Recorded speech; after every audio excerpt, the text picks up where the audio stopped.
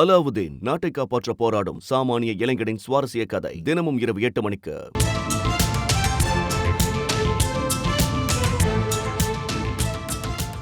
சென்னை ECRல் பெண்களை காரில் துரத்திய சம்பவம் தொடர்பாக முக்கிய குற்றவாளி கைது செய்யப்பட்டிருப்பதாக முக்கிய செய்தி வெளியாக இருக்கிறது. கூடுதல் விவரங்களை செய்தியாளர் சாலமன் வழங்க கேட்கலாம். சாலமன், வணக்கம். இந்த முக்கிய குற்றவாளி யார்? அவர் கைது சம்பவம் தொடர்பான விவரங்கள் என்ன?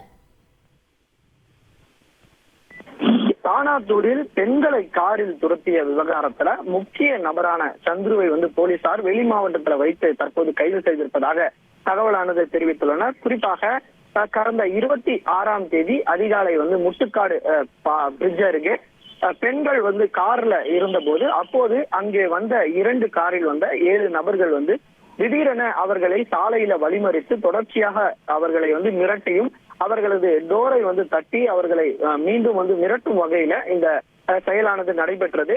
இந்த வீடியோ காட்சிகள் சமூக வலைதளங்கள்ல வைரலாகி பெரும் அதிர்வலை ஏற்படுத்திய நிலையில இந்த விவகாரம் தொடர்பாக காணத்தூர் போலீசார் பெண் வன்கொடுமை தடுப்பு சட்டம் உள்ளிட்ட 5 பிரிவின் கீழ வழக்கு பதிவு செய்து தனிப்படை அமைத்து தீவிரமாக தேடி வந்தனர். நேற்று 4 பேரை போலீசார் கைது செய்து சிறையில் அடைத்த நிலையில இந்த வழக்குல முக்கிய நபராக பார்க்கக்கூடிய சந்துரு என்பவர் தற்போது கைது செய்யப்பட்டதாக தெரிவிக்கப்பட்டுள்ளார். இவர் மீது இந்த சந்துரு மீது ஏற்கனவே கடத்தல் உள்ளிட்ட பல்வேறு குற்ற வழக்குகள் நிலுவையில் இருப்பதாகவும் நேற்று போலீசார் தரப்புல தெரிவிக்கப்பட்டனர்.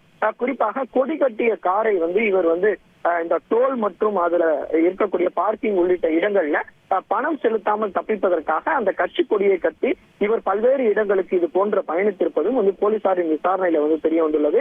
இவர்தான் முக்கிய நபராக இதுல அந்த பெண்களை துரத்துவதற்கான தூண்டியதற்காக ஒரு முக்கிய நபராக பார்க்கக்கூடிய நபராக தெரிகிறது.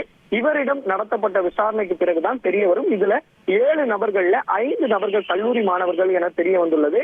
இவர்கள் தான் இந்த சம்பவத்தில் ஈடுபட்டிருப்பதாகவும் போலீசார் தரப்புல தெரிவிக்கப்பட்டுள்ளது.